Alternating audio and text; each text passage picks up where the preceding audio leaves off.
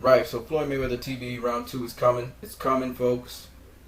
But I was watching Ellie back just a minute ago, and they made some really important points, and I just wanted to just make this video. It inspired me to just make this spur-of-the-moment video. No editing, nothing like that. I'm just going to drop it down on you guys. You know, they were saying, you know how hard it is to be undefeated for 19 years, but that's not enough to beat the top class, world-class competition. I don't care what you say, world-class competition, and always after a remarkable performance, almost each and every one of them. That's what Floyd Mayweather Jr. did, and people are doing as if, oh, it's easy to become 49-0. Rocky Marciano, when he did it, he didn't even face the level of competition Floyd Mayweather did consistently. But even so, Rocky Marciano was a young guy when he did that feat. Of course, he died prematurely, so we never know how far he really could have gone. But the point is, he did it, but he only did it in one division, folks. One division. You know why I'm talking about one division? Because sometimes, like Vladimir Klitschko, for instance, you clean out your division, then you got nobody else to fight. You know what I mean? Well, Rocky Marciano cleaned out his division, he had nobody else to fight, and then that's it. Floyd Mayweather went through 5 divisions. You gotta understand what I'm saying. He didn't clean out all 5, but he fought the best in 4 of them. He didn't get to fight Costa Tszyu. Costa Tszyu didn't know who Floyd Mayweather was. They couldn't make the deal. Floyd sometimes priced himself out, etc. But the point is, he fought the best in each division.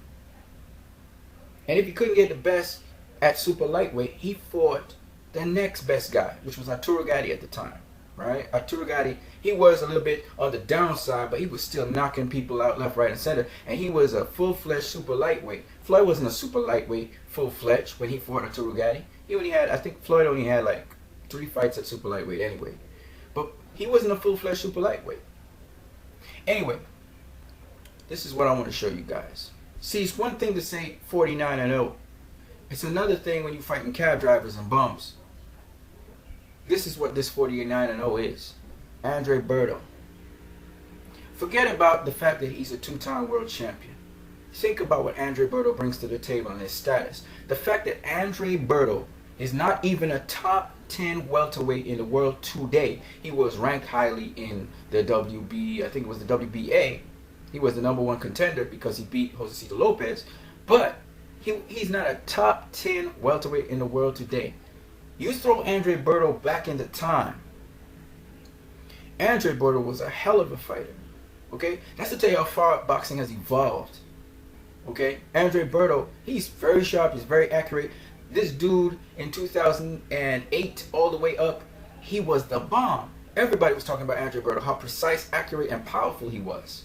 Right? I still want to see Andre Berto versus Shane Mosley. This guy was a name. And now he's re-emerging as a name again. Think about that now. But yet, the story on Andre Berto is not complete. We have to see what will happen to Andre Berto's future before we can say more about Andre Berto. So I'm going to leave that alone. Manny Pacquiao. Manny Pacquiao was the #2 welterweight in the world. At one point in time, he was the #1 welterweight in the world. And we're talking about that period of time from 2009 to 2011. For 3 years, Manny Pacquiao was the #1 fighter in the world. Okay? Even when Floyd Mayweather came back into the game. Let's move on. Marcos Maidana. Everybody wants to give flack about Marcos Maidana. But Marcos Maidana was a fighter that everybody got hurt in that ring against. Marcos Maidana, according to Jesus Soto Karass, hit as hard as Keith Thurman. And underrated boxing skills, was also a street fighter, kind of banger as well, ridiculous punching power, and clever in terms of his defense, right? And we're not going to talk about his accolades. Forget all the accolades and everything with Marcos Maidana. Think about the names on his resume. This guy fought DeMarcus Corley, he fought Amir Khan, and he hurt Amir Khan worse than he hurt Floyd Mayweather. He wrecked Amir Khan, probably would have taken him out of the game if they had a couple more rounds to go, okay? Came on late, rocked Amir Khan in the 10th round, okay? That Marcos Maidana also mowed down Victor Ortiz, who was a killer back in his time. This is the Marcos Maidana that ran through Adrian Broner. And let's not talk about those fights where he was robbed when he went into other people's territory and didn't get the world title he was supposed to get. but had a great performance and busted up those guys' face, bloodied their face. Okay, that's the Marcos Maidana we're talking about. With ridiculous KO power. Now Marcos Maidana's reached the top of the mountain. He's not thinking about boxing anymore, right? To me, Marcos Maidana is like a modern, more aggressive, but less skilled Roberto Duran. Let's move on. Saul Canelo Alvarez. I don't need to say nothing about Saul Canelo Alvarez. The proof is in the pudding. We know what his status is now. We know who he's going to fight next. You should see Saul Canelo Alvarez face Gennady Golovkin by the end of 2016. That's going to go down. And guess what? I got Saul Canelo Alvarez winning. Just to let you guys know what it is. Let's look at the other guy, Robert Guerrero. Okay, Robert Guerrero, he was a featherweight champion. But this guy was so exceptionally good that afterwards he jumped from lightweight all the way up into welterweight. That's something Shane Mosley did. That's something Manny Pacquiao did. That's something that Roberto Duran did, even though Roberto Duran still fought at super lightweight first before he went up into welterweight. That's something that Henry Armstrong did. Need I say more? So all I'm saying is, this guy did that. And he didn't just go into welterweight. He dominated 3 opponents at welterweight, or I think it was 2, sorry, 2 opponents at welterweight. Okay? And one of them was Andre Berto. Okay? Andre Berto. This guy got the decision over Andre Berto. Andre Berto fought with his eyes closed in that fight. Again, showing you the nature of Andre Berto. But Robert Guerrero beat him. Alright? And because of that, he fought Floyd Mayweather. Since then, he's fought Keith Thurman, he's fought Kamagai, and he's fought Martinez. Okay? And he just liked to bang, it seems. Right? He can box, though. A little bit. We don't need to say much about Miguel Cotto. That name is the 3rd highest ranked name in boxing. Right? Miguel Cotto is the man. He was just recently champion again and made history. So I'm not even going to go into Miguel Cotto. Victor Ortiz. Victor Ortiz has, since that Mayweather fight, just slid right down. He's just slid right down. But he's re-emerging again. He's a young dude. He's re-emerging in boxing. The problem with Victor Ortiz was never his power. It was always about his heart. Could he continue to fight? And we'll see. Again, the jury's out on Victor Ortiz. We'll see what happens with him. After his fight with Floyd Mayweather, Shane Mosley's career again went downhill. It was wrecked for a while. Mosley's recatching himself. We'll see how his career pans out. Again, this is a sure shot Hall of Famer. I don't need to go into Shane Mosley's career. Now note, this is back-to-back opponents we're talking about. Names. Let's keep it going. Juan Manuel Marquez. I don't need to say nothing about Marquez. Everybody knows Marquez is a Hall of Famer, sure shot. I don't need to talk about him. Ricky Hatton. Ricky Hatton was the dude who beat Costa Zoo. Alright? Ricky Hatton beat an old, Jose Luis Castillo. But he also beat some young opponents.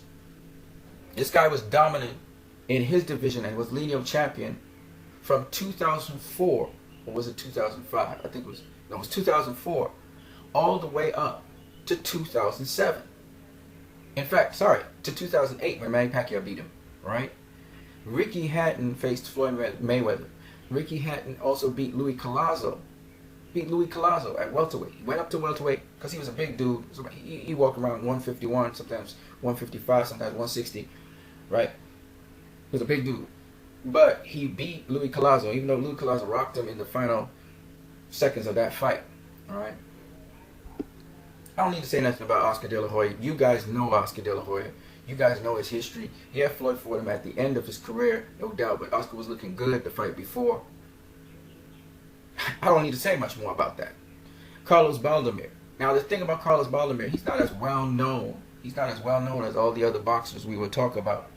But Baldomir had a 22-fight winning streak in which he beat guys like Joshua Clottey, he beat Zab Judah, he beat Arturo Gatti, okay? And the other notable names he beat on his resume. And people thought that Floyd should have faced Carlos Baldomir, not Zab Judah, because Carlos Baldomir was the true lineal champion, and they wanted to see how Floyd would handle that. Because Carlos Baldomir was an awkward fighter. Awkward, man. That dude was awkward.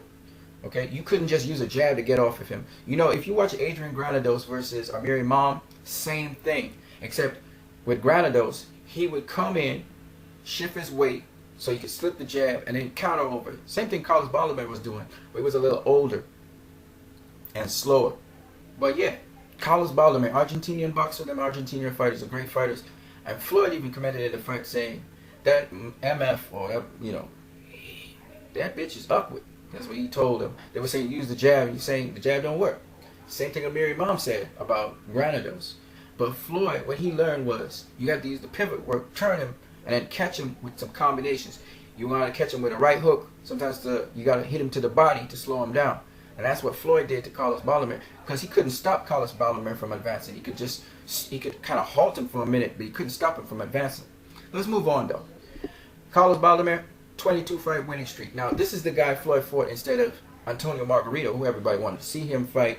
At least in terms of Bob Arum wanted to see him fight. Floyd left Bob Arum and he fought Carlos Baldomir. And truth be told, Carlos Baldomir, of course, was much more highly ranked than Antonio Margarito, a better boxer than Antonio Margarito, probably a more difficult challenge. However, Antonio Margarito used to knock out people more than Carlos Baldomir did, even though Carlos Baldomir just came off of knocking out Arturo Gatti. And it was dangerous, and was bigger than Floyd.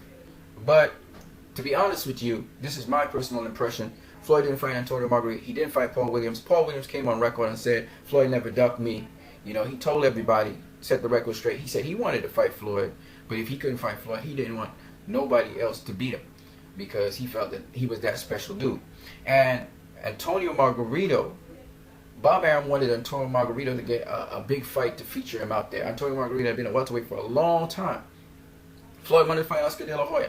Instead of fighting Oscar De La Hoya, he fought Carlos Baldomir because the public said, you didn't fight a real linear champion. So they thought Carlos Baldomir could beat him.